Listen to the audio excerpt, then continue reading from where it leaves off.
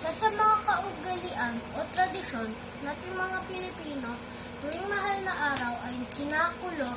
Ito ay isang dula sinasagawa para alalahanin ng mga paghihirap ni Kristo bago siya ipako sa krus.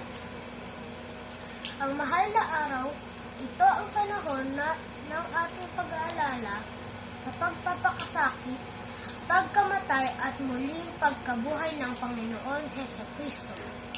Panahon din ito ng pagdarasal, pagsasakripisyo at pagbabago. Panahon ng pagsisisi sa mga kasalanan at panahon pagwawasto sa ating pagkakamali. Ito rin ay paggunita at pagninilay din sa mga sakripisyo ni Jesus upang tayo ay maligtas sa mga kasalanan, at ito ang tunay na diwa ng mahal na araw na sana ay ating isapuso. Bye!